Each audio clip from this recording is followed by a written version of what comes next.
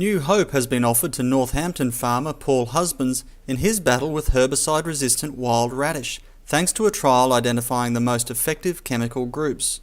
Mr. Husbands says herbicide-resistant wild radish has been gradually taking over his property. In the last 3 years it's really noticeable that we've got a problem, and we did some seed tests last year and resistance come back to B, C and F and I groups. So yeah, it's pretty well all over the board. It's resistance, everything.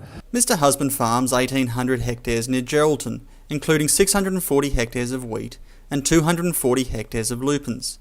He has been able to control the wild radish to some degree in his wheat, but in the lupins the impact has been devastating. We do windrowing at the back of the header and to burn it later on, try to control the seed, and for timing we try to get in early as we can and get it where everything's fresh and growing good. So using higher water rates and doing everything right. So, and now it's got to the stage where it's all in lupins. It's taken over. We'll probably leave it out and try and control it with stock and that way now for a few years.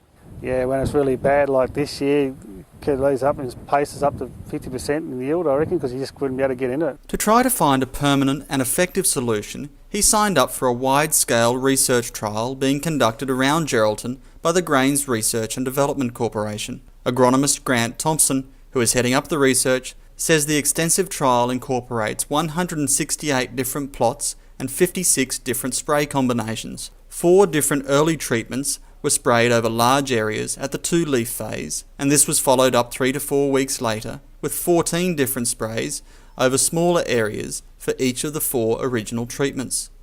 The results have shown there are big differences in the effectiveness of different chemical groups. Well, we've done some ratings for crop effect or phytotoxicity at 10 days after spraying, and a number of the treatments were extremely soft on the crop, and then a number were what I would consider commercially unacceptable damage to the crop.